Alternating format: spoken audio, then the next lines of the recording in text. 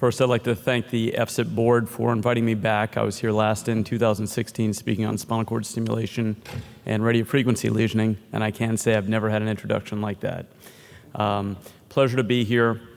And I also just want to say and acknowledge Gabor Rax for his tutelage over the many years that I met him first in the early 90s, and I had the opportunity to spend a lot of time with him. And through that, the relationships that I have had with, again, some of the greatest people in the world in our field, many of whom that I'm friends with, and I'm very thankful for that. So I'm from Augusta, and let's see, I was past president at GSIP for a little while, about 10 years ago, and still on the board. We do a lot of great things, as EFSIP does, and in order to maintain our field of medicine, which I think is one of the most awesome fields that exists, to help patients with chronic pain. But I just want to remind you that, what do I do? Use that one instead. Okay. And that back and the laser. Okay. Just want to remind you that for those of us who are old enough to remember, can you hear me? 50 years ago today was the walk on the moon with Neil Armstrong. I remember getting up at 4 o'clock in the morning and seeing him walk the moon, and that was an amazing thing. Just wanted to remember that. So I have no financial disclosures, and I have no bad jokes. I try to look for a good pain joke, and most of them are too politically incorrect, so I'm not doing any of those. This is where I live most of the time, Augusta Pain Center. It's a multidisciplinary facility, and we've got a clinic, behavioral team, aquatic and physical therapy with certified therapists, and a Joint Commission certified surgery center, and a great staff, which is the most important thing, people who support you, and we get compliments essentially every day. So my objectives today are for you to understand the purpose and indications for epidurolysis, to present evidence-based literature for that, and to afford you the ability to perform and incorporate epidurolysis procedures into your practice. So I was asked to come together with 3 questions. So those, at the end of the talk, you should be able to answer, what are the 3 indications for epidurolysis?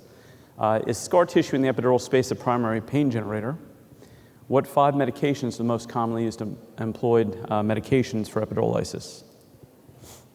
So just a little introduction. Lifetime prevalence of low back pain is between 60 and 80%. 10 to 20% of acute low back pain develops into chronic pain. There's about 1.6 million spinal fusions annually in the US, and post-laminectomy syndrome occurs in about 10 to 40% of those patients. Epidural fibrosis occurs in about 1/3 of all failed back syndrome cases. And as we all know, low back pain is one of the most significant causes of disability in the US, with estimated cost to us in the hundreds of billions of dollars. So I'll go through the definition of epidurolysis, talk about mechanisms of pain that I find tremendously interesting, evidence regarding lysis, some indications, and then procedure protocols. So nomenclature. Epidurolysis is referred to by many different names, so you'll see different references in the literature to epidural neuroplasty, neurolysis, epidurolysis, epidural adhesiolysis, percutaneous adhesiolysis, or epidural neuroplasty. All those terms are synonymous. So I'm going to start you out with history. This is the tessellated pavement state preserve in Tasmania that we were in earlier this year, and this is 300 million years ago. So I'm going to start there and bring you forward. I grew up here, and when I mean I grew up here, I grew up 10 minutes from here and met my beautiful wife in 2nd grade. And when I was a kid, we had a cabana at this hotel when I was 2 years old up until 12 years old, right here. So what I wanted to show you was up here, that's what the hotel looked like, and that's the diving board I learned to dive on. And back here are cabanas, where we had a cabana for 10 years. And this place has grown tremendously. 1958, the original building was built. In 1984, a second building was built over there. And the next thing you know, we have this beautiful building we're in right now that was built in 2002. So as far as history, epidural analgesia began in 1885. We had epidurals for sciatica in 1909, and epidurography beginning in 1921 when it was first reported. The first use of epidural steroids was via an S1 foraminal approach, and that was in 1953. Hypertonic saline was first in the medical literature around 1967. Happens to be the same year spinal cord stimulation started. And epidural neuroplasty, which is the subject of today's discussion, started in 1980. The first use of epidural hypertonic saline for lysis was in 1989 with hyaluronidase in 1994. So from Gabor's mouth to my ears, when I asked him how would you define it, he said it is the site-specific delivery of medication where the pressure volume effect of medication frees up the nerve root, reduces swelling, and allows the return of mobility. Another way to put that is the disruption of scar tissue and freeing of spinal nerve roots in the epidural space to allow deposition of medication at the site of pathology and pain generation in order to improve function. So that's what this procedure is all about. Epidurolysis is site-specific, uses a catheter. Fluid injection is involved. It utilizes multiple medications, opens up the perineural space around the nerve root where the pain is being generated, frees up that nerve root, and reduces inflammation, pain, and swelling. So there are multiple mechanisms of action. How does epidurolysis of adhesions work? There's different means. And a hydraulic means is basically by the fluid that you inject through the catheter. Chemical means is by the different medications that we put in there. And mechanical isn't the primary way to break up the adhesions because you don't want to just jam a catheter in there, a stiff catheter, and go and get a subdural or intrathecal injection. So mechanical is probably the least of those as far as improvement. So the goals of epidurolysis is to reduce pain and improve function. So what causes pain? Asked the bighorn sheep in Badlands, South Dakota last year. Epidural adhesions, we talk about those all the time. Epidural adhesions, though, themselves do not cause pain. Adhesions are where you've got an abnormal union of epidural membrane surfaces due to inflammation or injury. So the proposed etiologies of chronic low back and leg pain include inflammation, edema, epidural or perineural fibrosis, neural compression, spinal stenosis, post-Lamb syndrome, disc herniation, vascular compromise, mechanical pressure on the posterior longitudinal ligament, as well as central sensitization. So any of those things may be involved in these things that we do every day, whether we're doing a lysis procedure, a transforaminal, or whatever we're doing. So these are the basic etiologies of what we deal with every single day.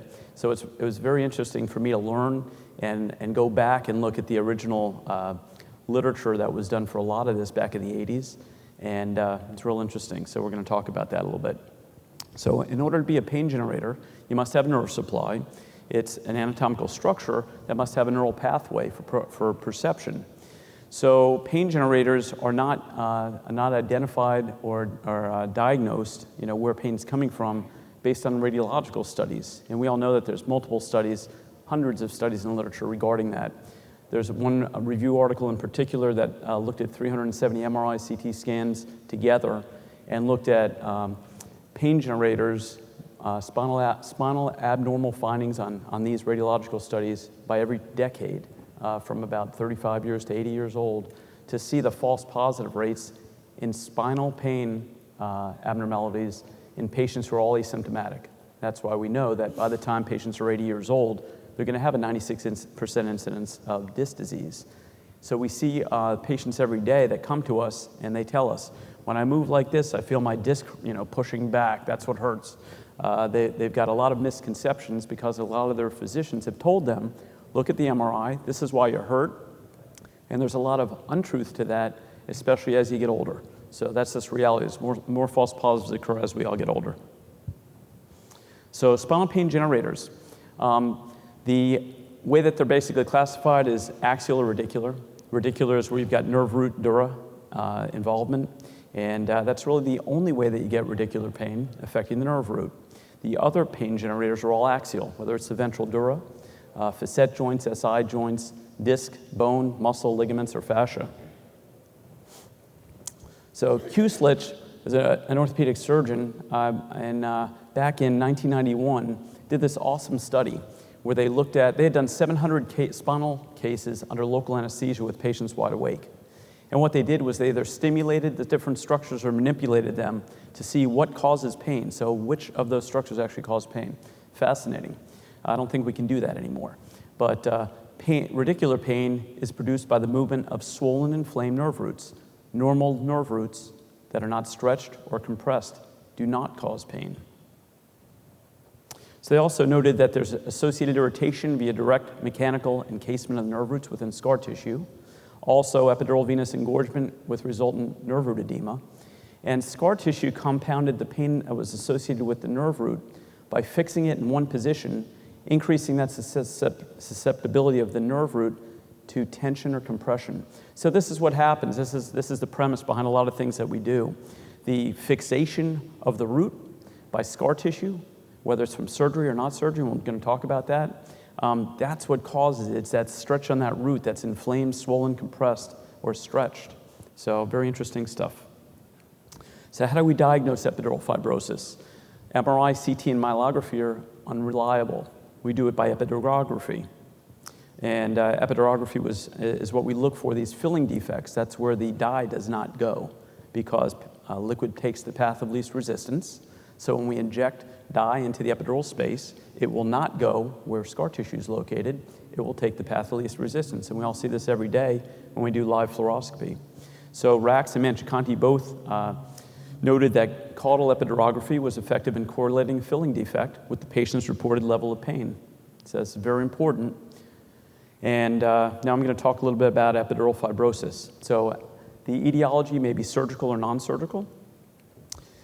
We know that post-laminectomy syndrome occurs in about 10 to 40% of lumbar spine operations, such as laminectomy, fusion, or microsurgery. And that the probability of pain increases after lumbar discectomy with peridural scarring as that increases. So what they found was different types of scar tissue. There's scar tissue that's not so significant, and then there's excessive scarring. They found that excessive scarring could increase the rate of recurrent radicular pain by 3 times compared to patients that do not have epidural extensive scarring. From a non-surgical standpoint, again, multiple etiologies, including annular tears, hematoma, infection, intrathecal contrast. All these things cause inflammatory problems to occur with infiltration of cells and so forth. So when I was an anesthesiologist back in 1985, we used to do, and I was a resident, and shortly thereafter, we used to do epidural steroid injections with patients sitting in the recovery room, and that's what we did. And I was always amazed to figure out how, when I would inject whatever, a little bit of local anesthetic and steroid, that by the time I got the needle out of some of those patients, they were already telling me their pain was gone. And I always thought, how does that happen? And I thought, maybe it's like some kind of washout of like an acid or something like that. And that's what I thought for years until we saw some data that the Saul brothers came out with in the 1990s that basically exposed the role of phospholipase A2, and there's all these other inflammagens that we know about that cause inflammation. And they did a study with disc herniations. They homogenized the discs and then measured the phospholipase A2 and found that in degenerative discs or herniated discs that the concentration of these inflammagens may be increased by thousands of times. So that's what happens. That's what this is all about. And we know that quite well by now. But back then, it was interesting in the early days. When I trained, we didn't have textbooks on interventional pain. We didn't have journals. We barely had a society. We didn't have an interventional society, but we didn't have textbooks really. They started coming out in the mid-90s. So it was really interesting. In my early days, I had to go visit people to learn. So I visited Gabor. I visited Winston Paris, Mike Hammer, different people in our field at the time that were doing certain great things, and that's the only way we had to learn. Then we had a lot of those cadaver courses, and now we've got all these fellowships and excellent training and meetings like this. So this is just a schematic on an annular tear where you see the different inflammagens leaking out of the disc, causing the fibrosis and other problems that and pain that we deal with every day. So McCarran did a study back in 1989, and what he did was, it was 8 dogs, 4 dogs were controls and 4 dogs were not. They basically took out some of the nucleus pulposus and then homogenized it and re-injected it back into 4 of those dogs. And then after a few weeks, they euthanized them. And what they found was this severe inflammatory reaction occurred. So this is what you see. This is an example of just one of the spinal cords from the dogs. You can see the erythema and they're swelling, and that's what happens. So these things are real. All these times, all these years with the insurance companies that we deal with now, oh, you can't have chronic inflammation, Well, sure you can, and this is what happens. We know that, but they don't know it and they don't acknowledge it. But this is what happens. This is why people come in to see us. They need treatment, not get one shot and we're all better. Most of the patients we see with chronic pain are degenerative disease patients. So we have to tell them, it's like heart disease and lung disease. You're not going to get one antihypertensive today and the problem's going to go away forever. That's a treatment that you have to get every day for the rest of your life. Same thing's true with chronic pain. These patients need care in an ongoing fashion. We do our best to figure out what works best for that individual, what lasts the longest. We've got some incredible modalities today with radiofrequency lesioning, some of which in my practice have lasted more than 15 years. Spinal cord stimulation, seeing some of those patients back after that long time. And then every now and then, I've got one patient who had an injection 16 years ago, an epidural injection, still pain-free. And this week I had a ganglion of impart block from 7 years ago. 2 blocks, that's all she had, still pain-free, and coming to visit for something else. Anyway, periradicular fibrosis and vascular abnormalities also occur with herniated discs. And Hoyland in 1989 showed that pathological changes, including perineural and intraneural fibrosis, nerve root edema, and focal demyelination occur in and around the nerve root complex with foraminal venous obstruction. That's another thing that happens. Another mechanism is this engorgement that can occur in the foramen, and that can cause different inflammagen mediators that cause these patients problems. And that's often underlooked. But one of the mechanisms of pain that we all know about is ischemia, whether it's spinal cord or other pain generators. So Weinstein also discussed the presence of epidural ligaments or scarring that may prevent migration of posteriorly administered injectate to the anterior epidural space. So we all know that around 20 years ago now, when transforaminals became the in vogue thing to do, that the reason that they were more effective, and that was reported early on, and I know Ken Candido might object to that, with all my due respect there. And the thing for years has been you have to get to the ventrolateral epidural space. That's where everything's happening. That's where the nerve roots contacting the disc. That's where you have all the stenosis, foraminal, central, and so forth. But we noted, back then and 20, 25 years ago that these ligaments would prevent your medication from getting where you needed to go. Well, I would see that in my practice, and I'm going to show you some slides in a minute. But then Andrade noted that the foraminal approach provides that good ventral flow, whereas interlaminar is predominantly a dorsal flow.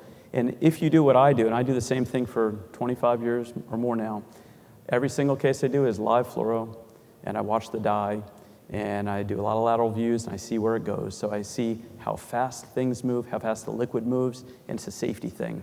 Because you can't tell sometimes where medicine goes if you got intravascular absorption, if you got subdural or subarachnoid injections, if you don't watch it, and they're different. Subdural, quick, and intrathecal, which I saw it many, many years ago, it's like a flow. It's pretty awesome to see these things, but you don't want to see it. So here's some pictures. So these are more than 20 years old. So when you do these things and you actually watch what you do, you see the picture on the left is this is an interlaminar epidural at L4-5, and you can see how we have unilateral flow. And so this is the way I've been practicing for about 20 or more years, and now we have a lot of literature, thanks to Dr. Candido, on parasagittal injection of paravertebral epidural injections that are interlaminar, and how you can achieve pretty good spread of your medication. But every patient's different. You got liquid taking the path of least resistance. So what you see here, and I used to use 10 milliliters in these, and I see some surgeons now that don't get to get their surgeries approved anymore doing epidurals with an interlaminar approach with 2 milliliters, and no wonder why they don't get anywhere, and the patients don't do well because most of the medication, as you see with the Omnipake, does stay posteriorly in the epidural space. And in this case, it's interesting, but you don't see much at all getting to where you want it to get to.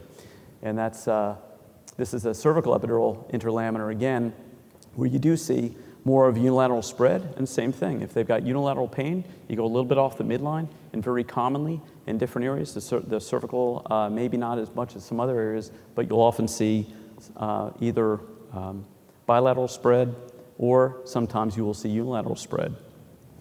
So here's a transforaminal, and what you see here at the same level, L4-5, looks like the outline of a dorsal root ganglion with the root, and you see beautiful spread coming around the pedicle. And then in a lateral view, this is what this is all about. In a lateral view, you see it anteriorly, and this is a perfect demonstration of why we do transforaminals or paravertebral interlaminars with Dr. Candido's technique.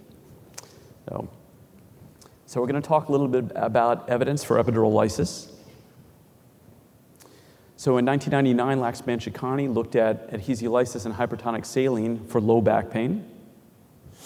And what he did, historically prior to that time, epidurolysis was done in a 3-day procedure. So you did the things that we're going to go through, that was done as a 1-day thing, and then the patients were kept in the hospital for the next 2 days and did another injection the following day with local anesthetic and then some hypertonic saline, and that was repeated a total of 3 times. So in 1999, Laxman-Shikani said, well, let's look at this and see how people do if you only have 1 or 2 days, which may be more practical. And he found in this initial study that it was efficacious and also cost-effective. So the conclusion was that the 1-day procedure is safe and cost-effective, that repeat or multiple procedures provided significant pain relief with increasing duration in a stepwise fashion, and that there was no significant difference between 1, 2, or 3-day adhesiolysis. So then a couple of years passed by, and he looks at this with a randomized controlled clinical trial and concluded that adhesiolysis with hypertonic saline performed on a 1-day basis is effective for chronic low back pain, patients that failed epidural steroid injections. And then we go forward about 3 more years, and now there's a randomized double-blind trial. And basically there were 3 groups, a control group with local anesthetic and steroid, and then 2 other groups that were both with adhesiolysis. In other words, they both had hyaluronidase, with the 3rd group having hypertonic saline in addition to that. And what he found was that the 2 groups with adhesiolysis, that was with hyaluronidase or hyaluronidase plus hypertonic saline, had statistically different differences in pain relief, the SOS3 disability index, and range of motion. So then about 5 years later, I was involved with a systematic review looking at percutaneous adhesiolysis for chronic low back pain in post-lumbar surgery syndrome. And it's hard for me to see that far, but we looked at a number of studies at the time, did literature search, and found 3 randomized and 4 observational studies, and basically concluded that the level of evidence at that time was level 1 or level 2-1, which was pretty strong evidence. This is in 2009. Hard to believe it's 10 years ago, but that's what we found. And then friend and colleague Stan Helm, a couple of years later, looked at a similar thing with not just post-lumbar surgery syndrome, but also with spinal stenosis. And at that time, looking at a couple more of the studies that had come out, they concluded that, according to the criteria we were using at the time with the U.S. task force, was that the evidence at that time was fair for percutaneous adhesiolysis. So then we fast forward the next year, the last update of the guidelines came out, and the recommendations in that guideline, based on all the evidence previously for adhesiolysis, was that percutaneous adhesiolysis is recommended in patients with post-lumbar surgery syndrome, as well as central spinal stenosis after failure of conservative therapy. Now we've got another systematic review and meta-analysis that took place in 2016 with Stan Helm again. And this study looked at the effectiveness of adhesiolysis with chronic refractory low back and lower extremity pain.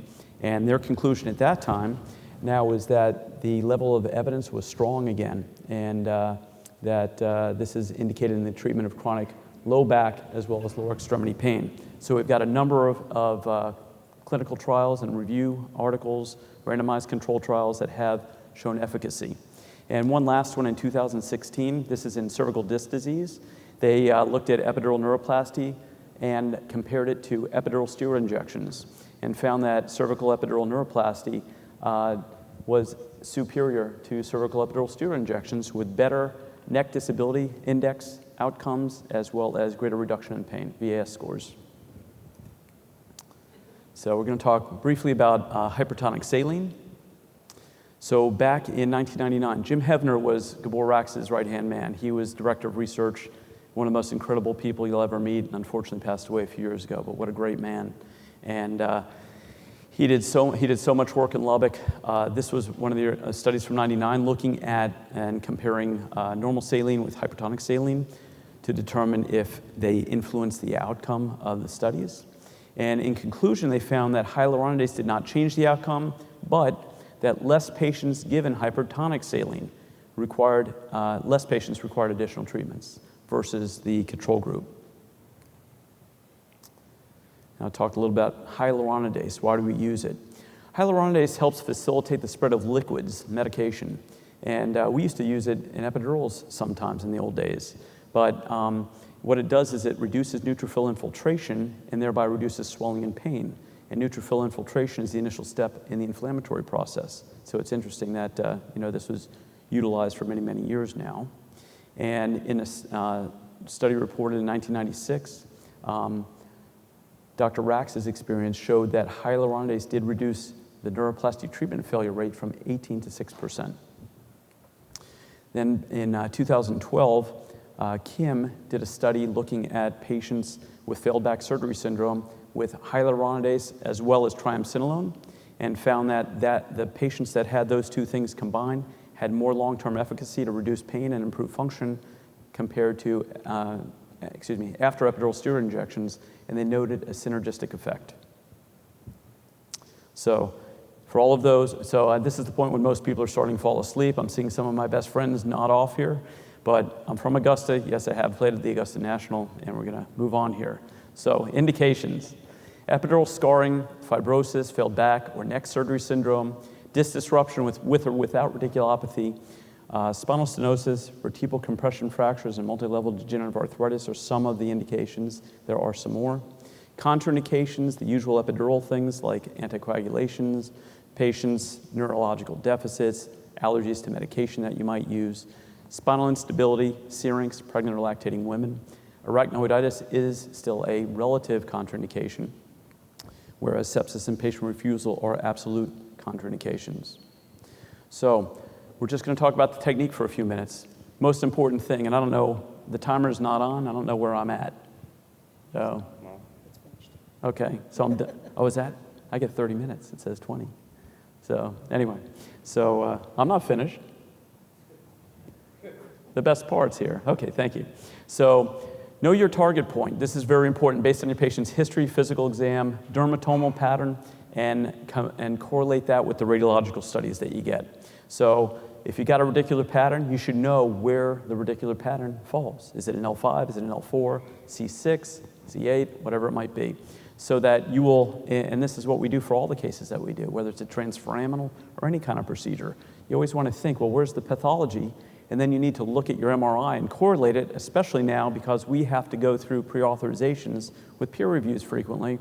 And if you can't explain that that patient's problem has a structural abnormality, which I don't really agree with all the time, you don't get approved. So you have to say, okay, even though you got an L4-5 disc, why do we have an S1 radic, right? It goes down the back of the leg, and I want to get the S1 root. They don't understand that, but you have to educate them, and then they usually give you authorization. So the technique itself, you start off in an AP view with a little local anesthetic in the midline. Usually you start off a couple of centimeters below the sacral hiatus. And epidural access can be performed cervical, thoracic, lumbar, or sacral. So in the cervical region, usually the C7 T1 level or the T1-2 level are used. There's something else called the scarring triangle, which unfortunately I will not have time to do. That's one of the newer concepts that Gabor Rax has talked about in recent years. It's fascinating that his explanation is, for 35 years, I never understood why these patients didn't get better, even with surgery, with all the other things that we do, and figured out it has to do with this scarring triangle at L5S1. And there's an awesome study by Tasky that was done that looks at the volume in that area. In real patients having surgery versus cadavers, and it's 0.9 mLs in live people and 1.1 in the cadaver study for the averages. It's really fascinating, but that epidural scarring that occurs at the L5S1 level You can access through S1 and break it up, but it's medial, it's not ventrolateral. So this is another fascinating new thing that's just been discovered in the last few years, which is awesome. The caudal approach obviously is the most common way that we access it. There are different catheters that are utilized for the technique. So what you do is insert the needle via the sacral hiatus, aspirate, and the first thing you do is an epidurogram. So you can inject usually 5 to 10 mLs. You want to see where the omnipaque goes, and with the initial few milliliters, look in a lateral view to make sure that you've got cephalad spread, that it's not coming back out the sacral hiatus. You can't do much about anterior foraminal flow, but sometimes you can reposition the needle possibly a little higher, maybe above S4, but you don't want to go above S3 because of the risk of dural puncture. You want to make sure that you rule out vascular, subdural, subarachnoid injections, and identify and document the filling defect. So that's what this is all about. You know, if you do this and there's no filling defect, then you didn't have a problem. So you should see a filling defect. So this is basically placement of the needle, and what you're going to see next is the placement as it goes in. As it goes in, it goes in. You just bring that bevel down and get it into the sacral epidural canal. And the next thing you can do is inject a little dye, and now you see a nice pattern. It's all going cephalad as we desire. And then you go back to an AP view and you see your epidurogram. So in this case, as you see, you know, no medication got up above the S1 segment. And the sacral epidural canal anatomy is such that it varies tremendously from patient to patient with regard to volume. And that volume will vary between about 12 and 65 milliliters in the sacrum. So some patients you may get pretty good flow going cephalad, others you may get all of it coming out down here. It all takes the path of least resistance. But this is not uncommon at all, especially when you've got epidural scarring from a previous laminectomy. So the next thing you do is rotate the bevel 90 to 135 degrees toward the side of the pathology. You may have bilateral, you may have to do that on both sides, but initially, you know, start out where you're going to start out. And then place a 15-degree bend about 1 inch from the tip of the catheter and advance that catheter to the desired lesion site. And tell the patients right before you're going to do that, like we do with stims and everything else we do, you may get shooting pain down your leg. Let me know if you do. These patients in my hands are always done awake. My practice, we don't sedate people. We do some oral benzos, and that's about it. And I do that for all the cases that I do, and have done that for as long as I can remember, forever. You also want to confirm the ventrolateral placement of that tip in AP and lateral views, remove the stylet and the needle, and then place the connector on. So the next thing you do after you've advanced the catheter to your desired target is you will aspirate and then give some more omnipaque. Omnipaque are your eyes. So you put in a little omnipaque and you see what's going on now. Put another medicine, put in some omnipaque and see what's going on. Always, you have to remember to check lower extremity motor function. Ask the patients to wiggle their toes or their legs to make sure that you don't have a subdural or intrathecal injection, which would happen quickly. Subdural injections usually take sometimes about 25 minutes for onset, so it's usually an intrathecal injection you want to make sure of. And then aspirate and inject hyaluronidase. In the old days, it was always hyaluronidase that was bovine. Now there's a human recombinant called Hylenex, 150 units of that, or 1,500 units of the hyaluronidase and 10 milliliters of preservative-free saline. Then again, aspirate and use some omnipaque, see where you're at. So here we are. This is where the catheter had just gotten placed. This patient had a left L4 radiculopathy. So you can see that the tip is at the medial, inframedial aspect of the pedicle of L4 on the left. And this is right when I now injected additional omni, and you can see the pattern. There's a filling defect at the L4-5 foramen. Now I've added hyaluronidase, the spreading agent, and now look what happens. You start to get a little bit of flow coming out the foramen right here around the pedicle. And at least it's a start. You also get more flow cephalad.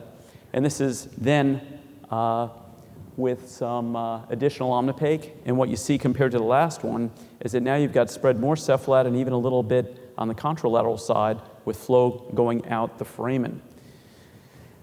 One of the most important things to always pay attention to is runoff. Runoff is where your dye is going either out the foramina or up and down the canal. You have to have this. If you don't have this and you're injecting and it gets tight, you can have a loculation. Loculations can result in neurological injury, especially if you're above where the cord's located. Extremely important because cord ischemia is what can result in a severe problem, neurological deficit. So you've got to make absolutely sure of this, and there is documentation. There was an article in 2016 that looked for cervical epidural neuroplasty, that contrast runoff did correlate with improved clinical outcomes and less pain. So the Caudal technique, just finishing up, visualize and document the dye spread into the area where you had a previous filling defect, okay, and that you've outlined the nerve root.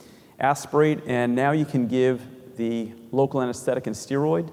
Historically, we used bupivacaine and, in the old days, Depomedrol. Then it was triamcinolone, and then a lot of us have gone to dexamethasone. Recent discussion with Gabor in the last few days is that typically he uses triamcinolone, and there's evidence in the literature that I presented earlier that triamcinolone and hyaluronidase were effective, and that's in an outcome study.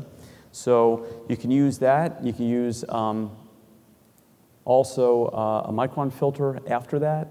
If you put the micron filter on before the steroid, particulate steroids may get taken out, so you don't want to do it until after you do your steroid injection. And then what you want to do is observe the patient over the next 20 to 30 minutes to make sure that there's no motor block. Next thing you do after that is a hypertonic saline. Used to be infusion. Now you can actually do a slow injection. In the old days, we would wait the same 20 to 30 minutes and then use an infusion pump and infuse hypertonic saline, 10% hypertonic saline, over the next 30 minutes.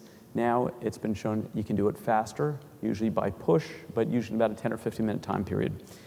The next thing, again, that I can't stress enough is neural flossing exercises. So this is real interesting. The dura actually moves, and Gabor has done studies and looked at this to see how much the dura moves. It may even move like a whole spinal segment. When you move, we know all the nerve roots move in and out of the foramina. That's why if you've got a fibrotic fixed nerve, that's why you get pain. But the dura moves also. So there's this thing that he describes as the dural tug. And the dural tug is where you have severe flexion. The point is, the dura moves, and you can pinpoint where the axial pain is coming from, especially in spinal stenosis patients. So very interesting. Can't stress enough how important it is to do these flossing exercises to move things and free up those nerve roots.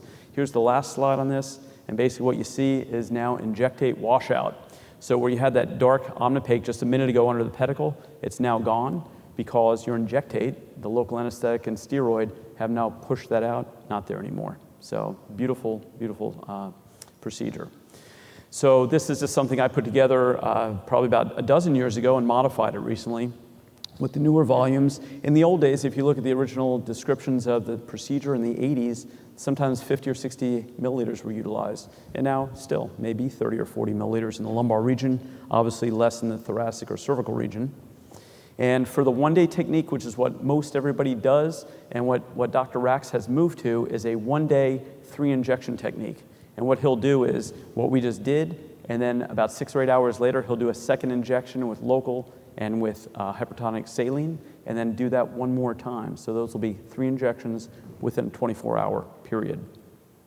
So potential complications, the usual bleeding, nerve injury, infection, or allergic reactions, and then you've got to be cautious regarding subdural or subarachnoid injection, spinal cord ischemia and paralysis, which are extremely rare, as are bowel and bladder dysfunction.